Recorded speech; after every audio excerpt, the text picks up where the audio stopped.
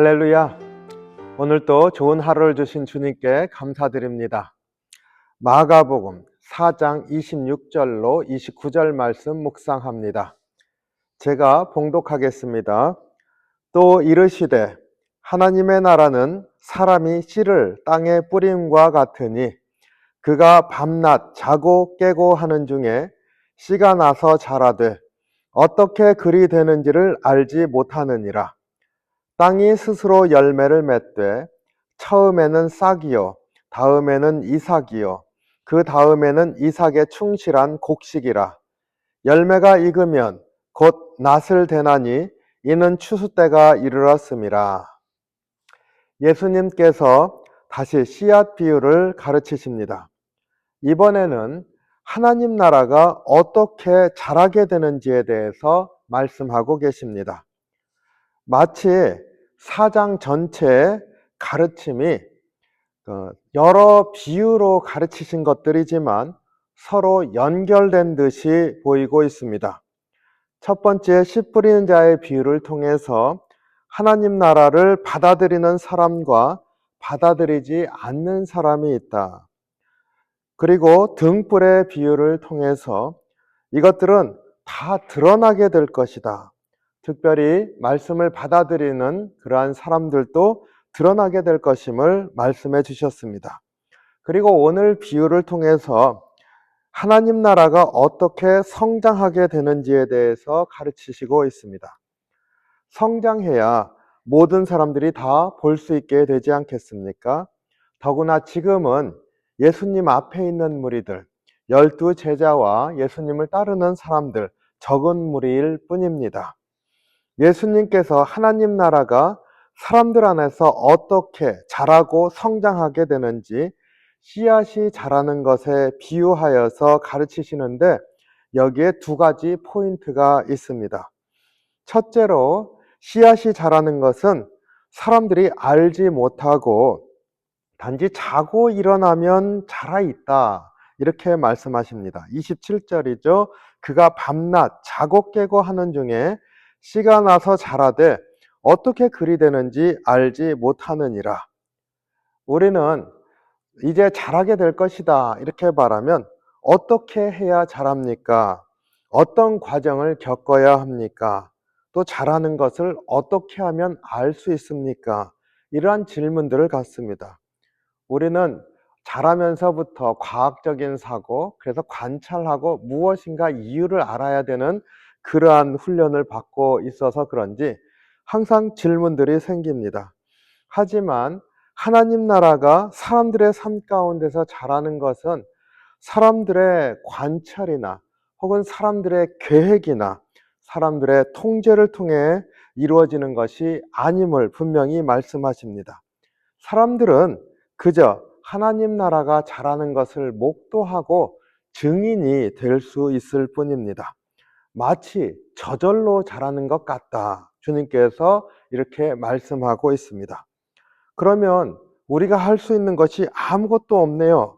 우리가 할 일은 없이 그저 지켜만 보면 되겠네요. 라고 말하기 쉽습니다.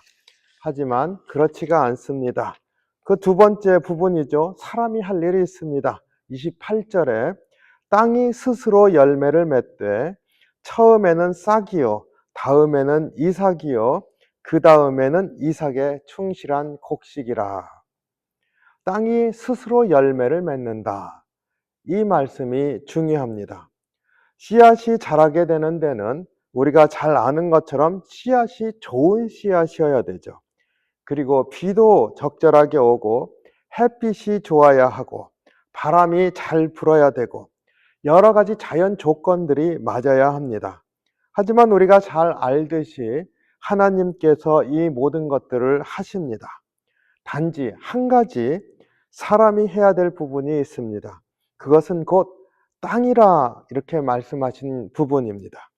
예수님께서 씨 뿌린 자의 비유를 통해서 땅은 사람의 마음밭이다 이렇게 말씀하셨습니다. 그 마음밭에 심기우는 씨앗은 하나님의 말씀이고요. 그러니까 땅은 곧 사람의 마음밭입니다. 하나님 나라가 사람의 마음밭에 말씀이 심기워지고 그 말씀이 자라면서 이루어지는 나라인 것을 우리가 알 수가 있습니다. 그러니까 땅은 사람이 말씀을 받았을 때 그것을 받아들이고 그리고 응답하고 따르는 삶을 사는 사람의 마음인 것이지요. 우리가 앞선 비유에서 예수님께서 가르치셨듯이 말씀이 주어졌을 때 말씀을 거부하는 세 종류의 사람이 앞서 나왔습니다. 그리고 말씀을 받아들여서 열매를 맺는 30배, 60배, 100배의 열매를 맺는 사람들에 대해서도 말씀하셨습니다. 앞에 말씀을 받아들이지 않는 사람을 길게 말하고 있는 것, 당시에 예수님의 말씀을 받아들이지 않고 거부한 사람이 훨씬 많았던 것을 우리가 알 수가 있습니다. 나쁜 땅에는 자랄 수가 없는 것이지요. 좋은 땅이어야 합니다. 그러니 땅이 스스로 열매를 맺되 씨앗은 저절로 자라지만 말씀을 받아들이지 않고 거부하면서 또 자라도 금방 포기해버리고 그 자라는 것 때로는 핍박받으면 나 이런 거 모릅니다. 부정해버리고 이러한 땅에서는 자랄 수가 없지 않겠습니까? 사람이 할 수 있는 일 단 한 가지, 말씀을 받아들이고 가꾸고 자라게 하는 것. 그것이 사람의 마음밭이기에 그것에 달려있다 강조하고 계십니다. 그러니 말씀을 받고 말씀을 따라 사는 사람 안에 하나님 나라가 자라게 되고 그것으로 말미암는 기쁨이 날로 커져갑니다. 기쁨은 한번 주어졌으면 이만큼, 그래서 그것이 지속되는 그러한 기쁨, 하나님 나라는 내 안에서 이렇게 자라서 한 번에 완성되는 그러한 것이 아님을 또한 말씀해 주고 있습니다. 이것이 자라는데 처음에는 싹이 나고 그 다음엔 이삭이 되어지고 그리고 그 이삭이 자라서 곡식을 열매 맺게 되는 것과 같다, 이렇게 말씀하십니다. 무슨 말씀입니까? 자란다는 것이죠. 하나님 나라가 점점 커져간다는 것입니다. 그리고 거기에 따른 그 기쁨과 열매들이 커져가는 것입니다. 우리 심령에 심기워진 말씀은 그렇게 자란다. 예수님께서 우리에게 다시 한번 말씀하시고 우리는 그 말씀을 따라서 소망을 갖기를 원합니다.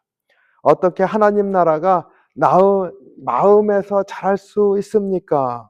그것은 하나님께서 자라게 하십니다. 그것은 절대적으로 진리입니다.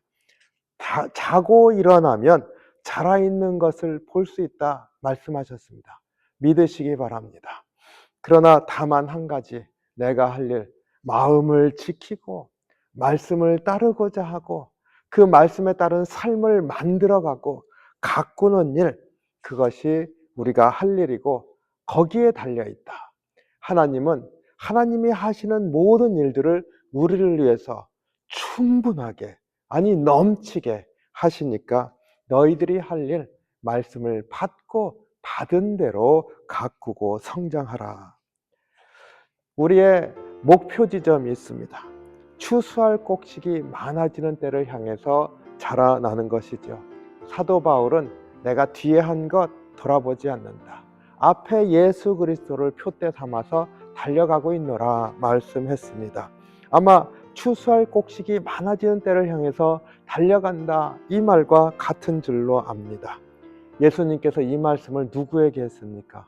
12명의 제자와 예수님을 따른 적은 무리들, 그 무리들에게 하신 것입니다.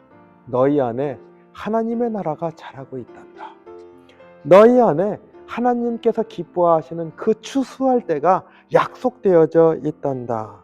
그러니 근심을 내려놓고 받은 말씀을 따라 살면서 주님께서 주시는 것들을 바라보는 은혜가 있기를 원한다. 그때 제자들과 무리들에게 하신 말씀, 오늘 우리에게 하시는 줄로 믿습니다.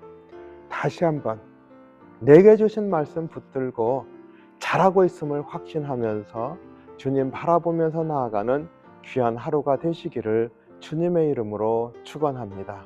기도하겠습니다. 사랑이 많으신 주님, 주님의 은혜와 사랑에 감사를 드립니다. 말씀이 우리 심령의 밭에 심기워 있음을 고백합니다.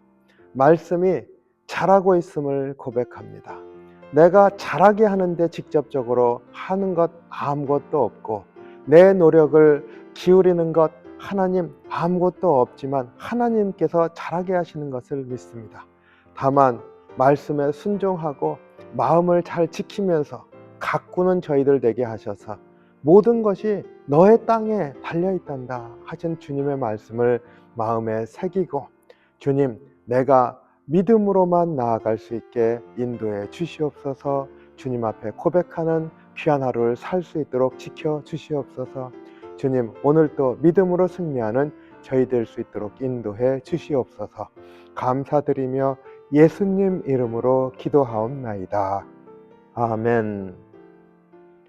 오늘도 주님 손 붙들고 참 소망 가운데 내 안에 하나님 나라가 잘하고 있음을 확신하며 나아가는 복된 하루가 되시기를 축복합니다.